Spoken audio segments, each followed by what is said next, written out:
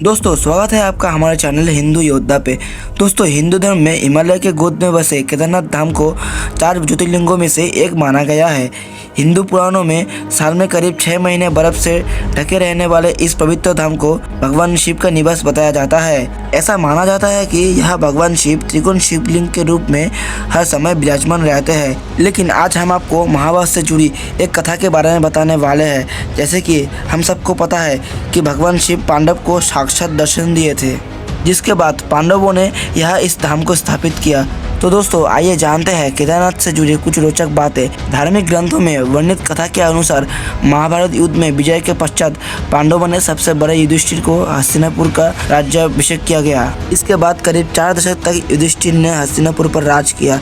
इसी दौरान एक दिन पांचों पांडव श्री कृष्ण के साथ बैठकर महाभारत युद्ध की समीक्षा कर रहे थे। समीक्षा में पांडव ने श्री कृष्ण से कहा, हे नारायण, हम सभी भाइयों को ब्रह्म हत्या के साथ अपने ही गुरुजन को मारने का हत्या कलंक है, तो इस कलंक को दूर कैसे किया जाए। तब श्री कृष्ण ने पांडव से कहा कि ये सच है, युद्ध में भले ही जीत तुम्हारी हुई है, लेकिन तुम लोग गुरु और अपने ही बंधु बांधवों को मारने के कारण पाप के भगी बन गए हो। इन पापों के कारण मुक्ति मिलना असंभव है, परंतु इन पापों से सिर्फ महादेव ही मुक्ति दिला सकता है। इसके बाद श्री कृष्ण द्वारका लौट गए।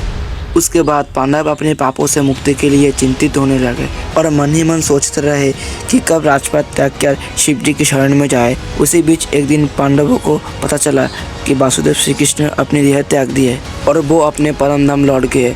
ये सुनकर पांडवों को भी पृथ्वी पर रहना उचित नहीं लग रहा था। ऐसे में पांडवों ने राज्य परीक्षित को सौंप दिया और द्रौपदी समेत हस्तिनापुर छोड़कर शिव जी की तलाश में निकल पड़े। और हस्तिनापुर से निकलने के बाद पांचों भाई और द्रौपदी भगवान शिव के दर्शन के लिए सबसे पहले पांडव काशी पहुँचे। वहाँ पर शिव जी इनसे नहीं मिले।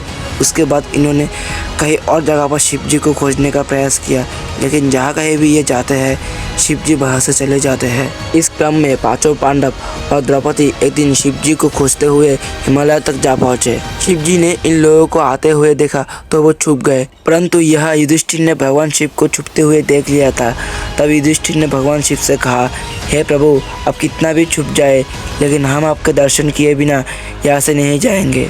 और मैं ये भी जानता हूँ अब इसलिए छुप रहे हैं कि हमने पाप किया है। युधिष्ठिर इतना कहने के बाद पांचों पांडव आगे बढ़ने लगे। उसी समय एक बेल इन पर झपक पड़ा। ये देख भीम उससे लड़ने लगा। इसी दौरान बेल ने अपना सिर पत्थर के अंदर छुपा लिया।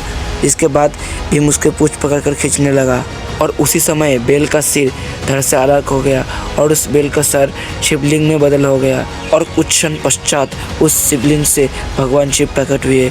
शिव जी ने पांडवों के पाप क्षमा कर दिए और आज भी इस घटना का प्रमाण केदारनाथ के शिवलिंग बेल के कुले के रूप में मौजूद है। भगवान शिव को अपने सामने साक्षात देखकर पांडवों ने उन्हें प्रणाम किया और उसके बाद शिव जी ने पांडवों को स्वर्ग का मार्ग बताया और फिर अंतर्ध्यान हो गए। उसके बाद पांडवों ने उस शिवलिंग की पूजा अर्चना की और आज वही शिवलिंग केदारनाथ धाम के नाम से भी जाना जाता है। तो दोस्तों, जो कि यहाँ पर पांडवों को स्वर्ग जाने का रास्ता स्वयं शिव जी ने दिखाया था, इसलिए हिंदू धर्म में केदारनाथ स्थल को मुक्ति स्थल भी माना जाता है। हाँ दोस्तों, आपने बिल्कुल सही सुना। और ऐसी मान्यता है कि यदि कोई केदार दर्शन का संकल्प लेकर निकले और उसकी रास्ते पर मृत्यु हो जाए तो इस जीव का पुनर्जन्म नहीं लेना पड़ता। तो दोस्तों, उम्मीद करता हूँ कि आपको केदारनाथ से जुड़ी ये कथा पसंद आई होगी, और पसंद आई होगी तो इस वीडियो को लाइक करना और चैनल को सब्सक्राइब करना बिल्कुल ना भूलें।